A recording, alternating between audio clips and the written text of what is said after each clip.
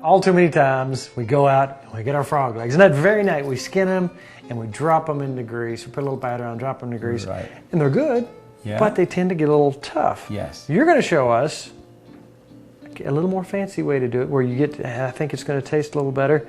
And our ingredients are very simple: frog legs, a little bit of cut up tomato, parsley, a little non-alcoholic white wine for cooking, capers, flour, milk, salt and pepper.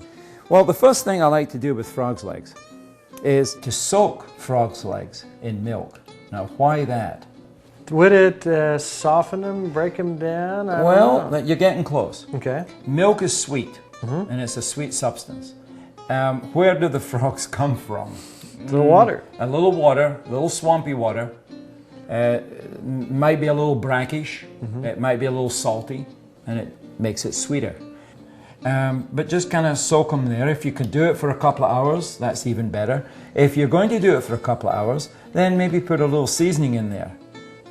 You know, a little salt, a little pepper. And then the next thing it's used for is to make them a little bit moist, because I'm going to put them in flour. But what I also like to do with these legs is cut them. And you just cut them straight through. And the reason I like to cut them is they fit better into the frying pan. One other thing I was going to mention, you can use this as both an appetizer, which is just like a finger food, or you can make them as a meal. But the thing about these is this is one of the times when you can actually pick this up at a table and actually eat them like this, and you're still okay. Within the boundaries. You're not rude. You know, if you stick your fingers out, that's even better. But it's like chicken. Chicken leg, it's okay to pick up and eat the chicken leg. Same with the frog's leg, you know. Now, what we're going to do now is just simply put a little bit of pepper.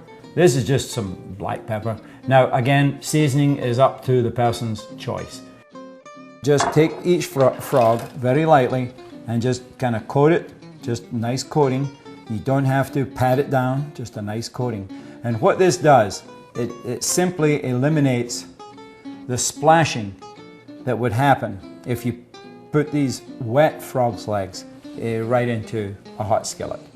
Okay, so these should all be pretty well done. Any oil is fine, but don't use butter.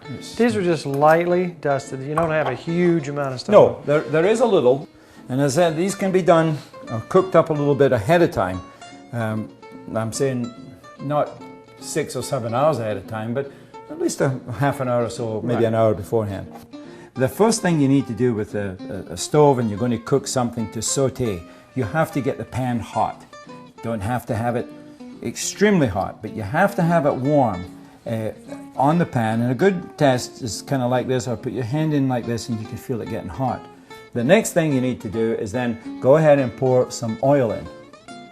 Now you just want to barely cover the pan. You don't want it to be swimming in about 4 inches of oil. That's not sauteing.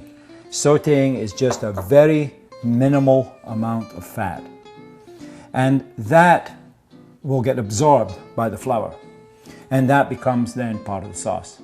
So it's starting to cook nicely now. See how it's sizzling up just a little bit? And that's about ready.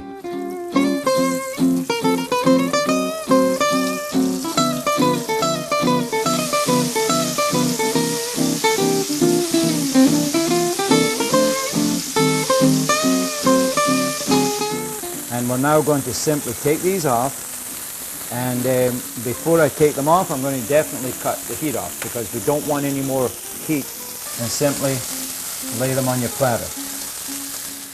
And there we go. And then we're ready to deglaze this pan. What we're going to use is a little bit of non-alcoholic white wine. You can even use a little chicken stock. But what you need to do now is turn your heat back on and just take some of this and pour it in. And it will sizzle. Even though I had the heat off a little bit, it will sizzle. And you want that to come through the boil. And then you turn it back on to a fairly high heat to let it cook, because you want to reduce that down. And as it reduces down, it picks up all this good material in here. Now into this, just to give it some color, and again, a little extra flavor, I'm going to add capers. I'm going to put in a little bit of the chopped tomato, and I'm just using it as a little bit of color. And you can see that most of the liquid is gone.